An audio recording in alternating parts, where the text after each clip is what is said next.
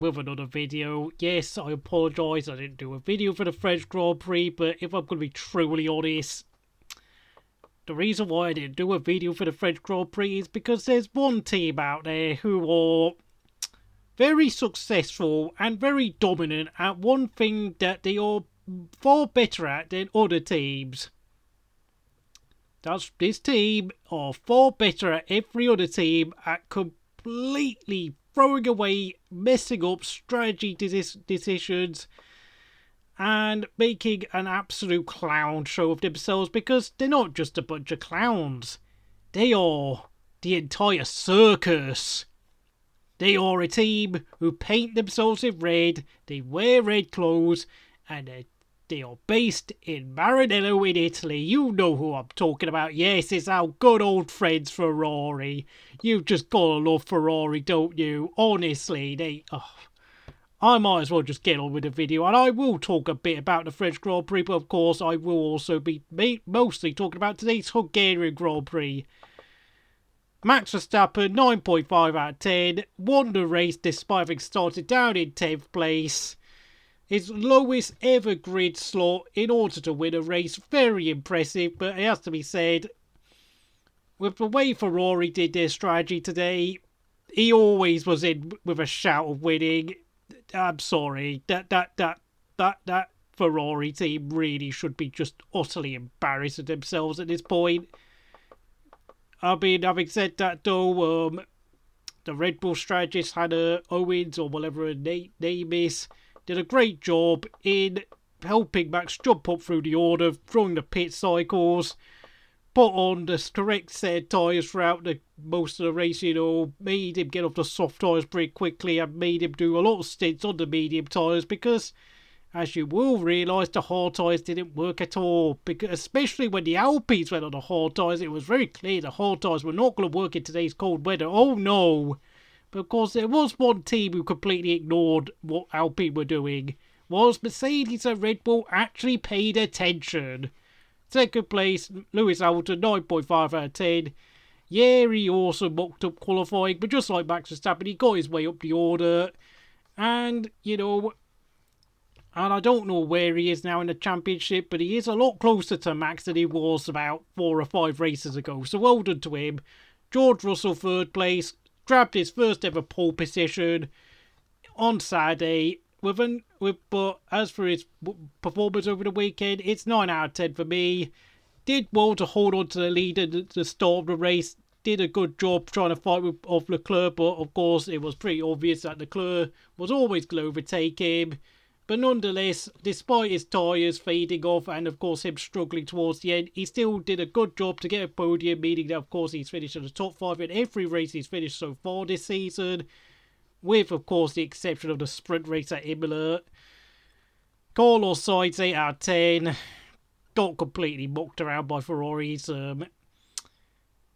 laughable pit crew who can't do anything to save their lives. I mean, let's face it, if Ferrari were tasked with the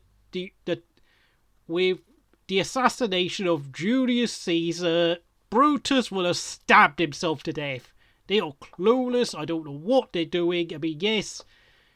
I mean, of course, with Carlos Sainz, they put him on soft tyres with 22 laps to go. Once they realised the hard tyres were not working on Leclerc's car, even though, yeah, I know the tyres were fading off towards the end for Sainz, but having said that, though, this should have been at least a win and maybe a podium for Ferrari, at least on first and third place. But as we'll get on to later, I really do need to delve into detail, because of course Sergio Perez finished 5th, 7 out of 10, started down in 11th after being kicked out in Q2. As it was, though, he didn't have Max's pace today. I don't really need to go any further than that. It's 7 out of 10, decent job, but not particularly great. Of course, at the French Grand Prix, as you probably remember, Carlos Sainz had a slow pit stop, and then once he was released from the pits after the safety car was brought out for his teammate accident, he nearly ran into Alex Albon, which meant he got a 5-second penalty. And then to make matters worse, when he was halfway through overtaking Sergio Perez, the team decided to call him in for a pit stop. Oh yeah. Oh yes. Ferrari, you order one. And Naki Roweda, that man should be made a poster boy for job security because he should be arrested for fraud, for pretending to be a competent strategist. He is he must have someone's naked photo somewhere, like the Alcan family's naked photos, because that guy, he is literally stealing a living at this point. He is a thief. He is committing daylight robbery in front of our eyes, and frankly, Ferrari are completely destroying my enjoyment of Formula 1 now because it's so obvious Max Verstappen and Red Bull are going to walk to this championship win. They're going to win this championship with like 3 or 4 races to go because Ferrari are making it far too easy. And now, of course, we've got to get onto the topic of the unfortunate Charles Leclerc who finished down in 6th, who, I mean, after 15 laps on those rock-solid hard tyres that did not warm up at all, he was called in to put on the soft tyres. But frankly, I mean, once he came out for his final stint, he just couldn't be bothered. And I can't blame him. This team, they are a joke. I mean, honestly, at this point, I would not be surprised if when Lewis Hamilton retires, he gets replaced by Charles Leclerc at Mercedes. There's only so much one driver can take.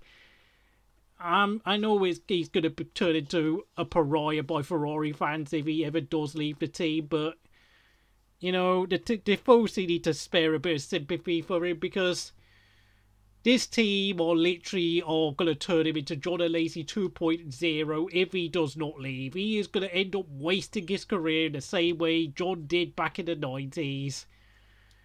Honestly, this team should be ashamed of themselves. What in the world were they thinking that those hard tyres were going to work on Leclerc? Because, of course, once he got onto those hard tyres, he got overtaken by George Russell, and then he got overtaken by Perez and Sainz, and frankly, you know, what was the point, really? You know, he came into the pits. Yeah, he closed them on Perez, but frankly, I think he just knew there weren't enough laps to get back up the order, and it was just a waste of time, because, let's face it, this strategic team are even more of a joke now than they were when they had Sebastian Vettel and Kimi Raikkonen drive for them 4 years ago.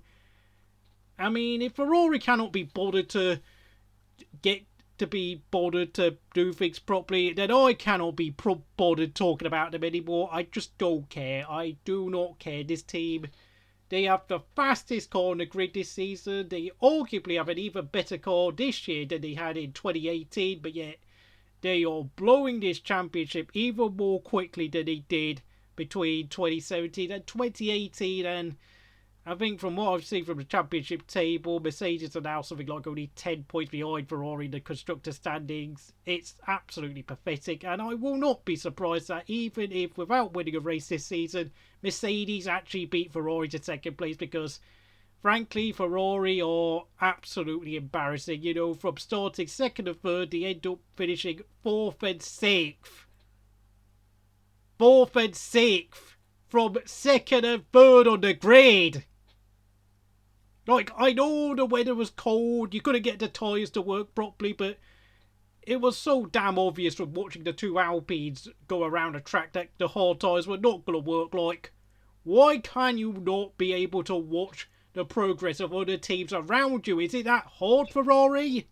Did you honestly sit there and think Charles Leclerc was going to Harry Potter those tyres up and fire them up to temperature on a cold track with rain spitting intermittently throughout the race?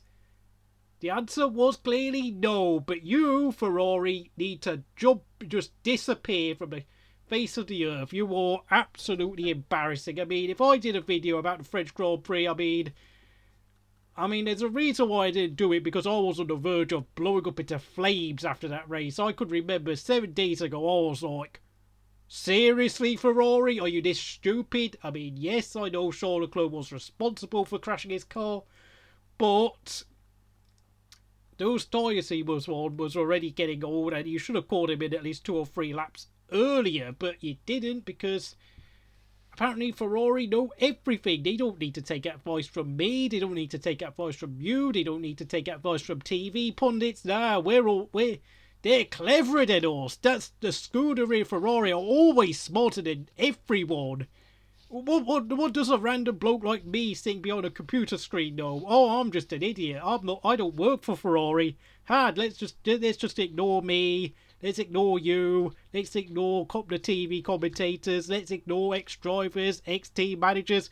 What do they know? What do we know? Ferrari knows better than all of us. Enough of that. Enough of that laughing stock of an organisation. Lando Norris, 7th place, 10 out of 10. Great race. He had a great race today in Hungary, and he also did well at France, where he also finished 7th. But of course, because McLaren's car hasn't been that great this season, and the fact they're now down in, I think they're now down in 5th place. You know, you got that Mario Norris. He is consistently delivering strong results in qualifying and in the race. He is absolutely exposing Ricciardo for being, well, frankly, a bit of a fraud at this point. Fernando Alonso, 8th place, 9 out of 10. Deserves to finish ahead of his teammate Ocon, who for some reason decided to try and shove Alonso in the pit wall at the start of the race. And then, of course, Alonso got really angry and, you know, he was trying to overtake Ocon after the pit stops. Ricciardo jumped the pair of them.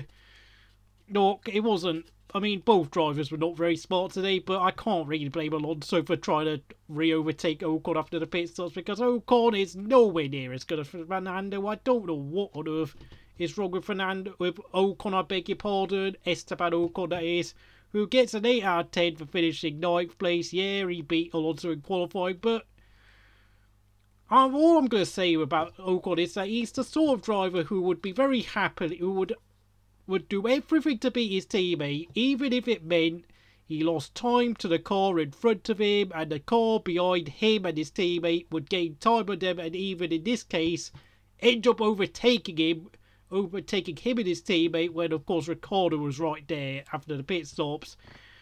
Esteban, mate, you know, you're having a decent season, but you're not doing any more to convince me that you're any better than a decent midfield driver. You're just mid.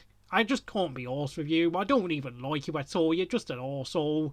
We've seen it before with you when you clashed with Perez at, you know, 2017 Belgium, 2018 Singapore, and then of course hitting Max Verstappen at the 2018 Brazilian Grand Prix that year. Even though you were a lap down, you should have just got out of the way of Max, let him through. You were down in 13th place, doing absolutely nothing of interest.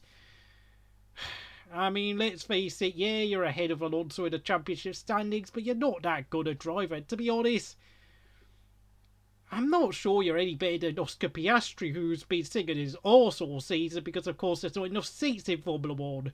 10th place, Sebastian Vettel, 9 out of 10. Yes, of course, as we all know, he is going to retire at the end of the season, but judging by the way he's been driving, he doesn't look like a man who's going to retire at all. In fact, he's still got at least probably another 2 or 3 good years left in him. But of course, with Aston Martin having made no progress over the last 18 months, the writing is on the wall for Sebastian. And to be honest, I'm not even sure McLaren actually came in to make him an offer to join them next year, because of course he is now entering his late 30s, and I'm not entirely. And to be honest, I think they're building their future around Lando Norris now. But nonetheless, it was a great performance from Sebastian Vettel. Of course, got knocked out in Q1, but had a great race, you know, looked after the tyres well, and got in front of his teammate. He gets a 9 out of 10 for his performance, and, you know, a lot of fans are going to miss him after this year. That's absolutely for sure. Lance Stroll, 8 out of 10, first and on point scorers. Whatever. Pierre Gasly, 8 out of 10 for finishing 12th. You know, got knocked out in Q1, qualified 19th, but had a good race, whilst, of course, others were getting into trouble. But unfortunately, this year's AlphaTauri is absolutely awful, so scoring points in it is pretty hard. 13th place, Joe Guanyu, 7 out of 10, decent race, but if I'm going to be honest, Bottas was quicker for most of the race. 14th place, Mick Schumacher, 7 out of 10. Yeah, Magnussen had a problem, and of course it meant Mick ran most of the race in front of him, but it was a decent performance nonetheless, and he got past Ricciardo towards the end. Daniel Ricciardo, 6 out of 10. Yes, he had that impressive double overtake on the 2 Alpines halfway through the race, but then He collided with Lance Stroll, punted him off at turn 3, got a 5-second penalty, and then after that, it all just unravelled, you know. I don't know what on earth happens to Ricciardo these days, but, you know, whilst he was running close to Norris at the start of the race, he just faded off as the race distance went on, and frankly, you know, if I'm going to be honest, if I had to pick who should leave F1 between Sebastian Vettel and Daniel Ricciardo, it really should be Ricciardo, but you know, I really don't know what on earth is going to happen to Ricciardo after this year, but I have to say, on the basis of these performances, I would not particularly miss him that much if he was to go as well. 16th place, Kevin Magnussen, 6 out of 10. Had a problem at the start, had to pit early, meaning he did a pit stop more than most of the drivers, and he stayed at the back. There wasn't much he could do because I don't know what on earth was wrong with his car, but tough race, but I can't really give him more than 6. Alex Albon, 6 out of 10. Nicholas Latifi, 6 out of 10. Both were running at the back and couldn't do much because, of course, this is one of Williams' worst tracks. With a lack of downforce on that Williams on a track that demands a high downforce throughout, and of course, the Williams being one of the cars with the least downforce, it was always going to be a tough weekend. And I suppose the only positive we can say is that at least he got both cars to the finish. And in last place it is, of course, Yuki Tsunoda, 5 out of 10. He went to the pits, then he came out, and then he spun, and then after that he just ran towards the back. And frankly, you know, I don't really think this guy has a future in F1 after this year because, I mean, I've lost count how many times I've just watched Yuki Tsunoda completely throw away, like, fairly decent performances and then end up spinning, crashing, hitting someone, go off the road, lose his temper. It's just... I mean, this guy doesn't even seem to be on the same level as someone like Takuma Sato and Kamui Kobayashi, so I'm just going to leave it there. And of course, Valtteri Bottas, the only car to retire from the race, 8 out of 10, qualified 8th in qualifying, looked like he could potentially score a point, but of course his car broke down, having mostly dominated Joe Guanyu the whole weekend, but of course Alfa Romeo always seem to have a technical issue of them sort, whether it's pit stop problems, poor strategy, driver errors, I don't know, mechanical issues. This team, I know they're sitting in 6th place right now, but if they carry on like this, and if AlphaTauri and Haas can start getting their cars in the points more often, that 6th place could come under threat. It really could, and the thing is, they're not able to score points with Joe Guanyu either, who just doesn't seem to be particularly good enough at this moment in time. Yeah, so that's the end of the video. If you enjoyed it, please like, subscribe, and I'll see you again next time.